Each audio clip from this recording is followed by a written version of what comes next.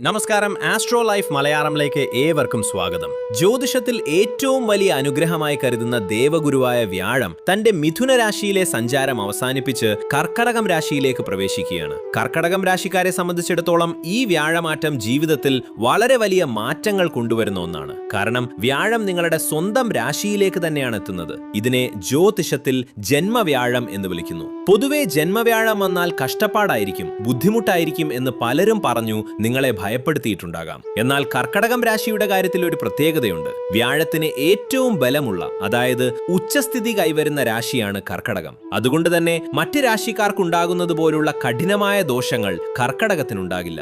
എങ്കിലും ജന്മത്തിൽ ഗുരു വരുമ്പോൾ ചില കാര്യങ്ങളിൽ അതീവ ശ്രദ്ധ പുലർത്തേണ്ടതുണ്ട്.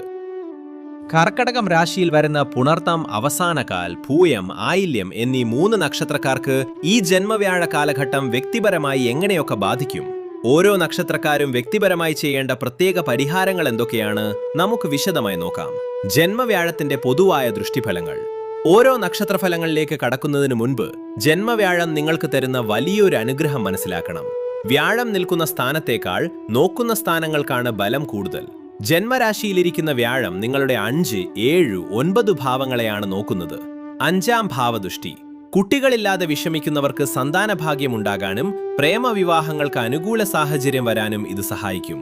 7ാം ഭാവദൃഷ്ടി.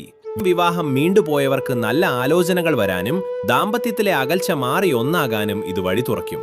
9ാം ഭാവദൃഷ്ടി. ഭാഗ്യവും പിതാവിന്റെ പിന്തുണയും വർദ്ധിപ്പിക്കും. വലിയ വിപത്തുകളിൽ നിന്ന് നിങ്ങൾ ഈ ദൃഷ്ടി ബലം കൊണ്ട് രക്ഷപ്പെടും. എന്നാൽ വ്യാഴം ജന്മത്തിൽ നിൽക്കുന്നതിനാൽ തലച്ചോറിനെയും ചിന്തകളെയും സ്വാധീനിക്കും.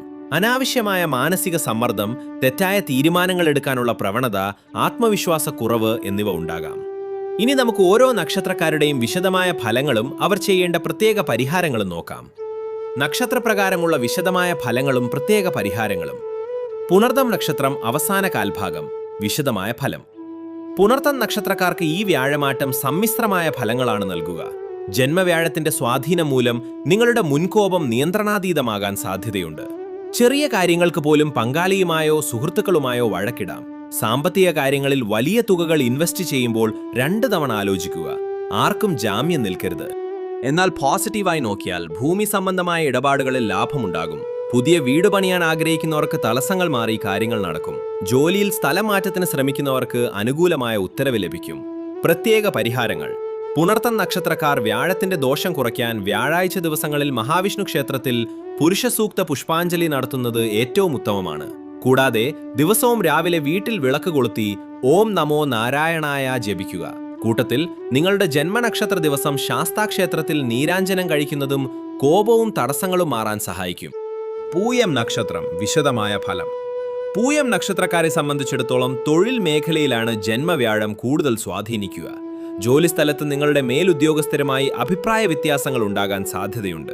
കഠിനാധ്വാനം ചെയ്താലും വിചാരിച്ച അംഗീകാരം കിട്ടാത്ത അവസ്ഥ വരാം. ചിലർക്ക് മനസ്സില്ലാ മനസ്സോടെ ദൂരസ്ഥലങ്ങളിലേക്ക് മാറേണ്ടി വന്നേക്കാം. കുടുംബത്തിൽ ചെറിയ അസ്വാരസ്യങ്ങൾ വരാമെങ്കിലും വ്യാഴത്തിന്റെ ദൃഷ്ടിയുള്ളതിനാൽ വലിയ പ്രശ്നങ്ങളില്ലാതെ കാര്യങ്ങൾ ഒത്തുതീർപ്പാകും. ആരോഗ്യകാര്യങ്ങളിൽ, പ്രത്യേകിച്ച് ഉദരസംബന്ധമായ അസുഖങ്ങളുള്ളവർ ഭക്ഷണകാര്യത്തിൽ കടുത്ത നിയന്ത്രണം പാലിക്കണം. പ്രത്യേക പരിഹാരങ്ങൾ.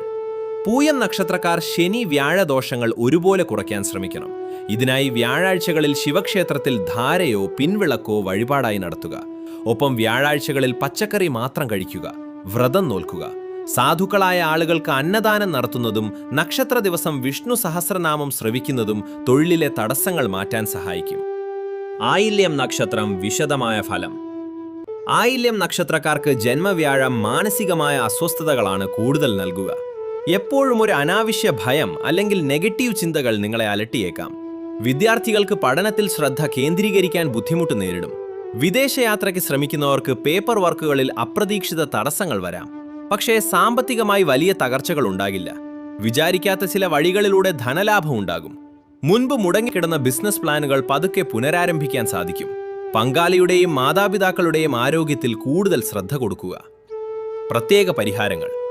ആയില്യം നക്ഷത്രക്കാർ ജന്മവ്യാഴ ദോഷവും രാഹുദോഷവും മാറാൻ ബുധനാഴ്ചകളിലോ വ്യാഴാഴ്ചകളിലോ ശ്രീകൃഷ്ണ ക്ഷേത്രത്തിൽ വെണ്ണ സമർപ്പിക്കുന്നത് നല്ലതാണ്. ജന്മനക്ഷത്ര ദിവസം സർപ്പക്ഷേത്രങ്ങളിൽ ദർശനം നടത്തി വഴിപാടുകൾ കഴിക്കുന്നത് മാനസിക വിഷമങ്ങൾ മാറാനും ആത്മവിശ്വാസം കൂടാനും ഏറ്റവും മികച്ച പരിഹാരമാണ്. അപ്പോൾ ജന്മവ്യാഴത്തിന്റെ ചെറിയ ദോഷങ്ങൾ മുന്നിലുണ്ടെങ്കിലും കർക്കടകത്തിൽ ഗുരു ഉച്ചസ്ഥിതിയിലായതുകൊണ്ട് നിങ്ങൾ ഒട്ടും ഭയപ്പെടേണ്ടതില്ല. കൃത്യമായ പ്രാർത്ഥനകളിലൂടെയും വിവേകത്തോടെയുള്ള തീരുമാനങ്ങളിലൂടെയും ഈ ഒരു വർഷക്കാലം വലിയ പ്രതിസന്ധികളില്ലാതെ നിങ്ങൾക്ക് വിജയകരമായി മുന്നോട്ട് കൊണ്ടുപോകാൻ സാധിക്കും.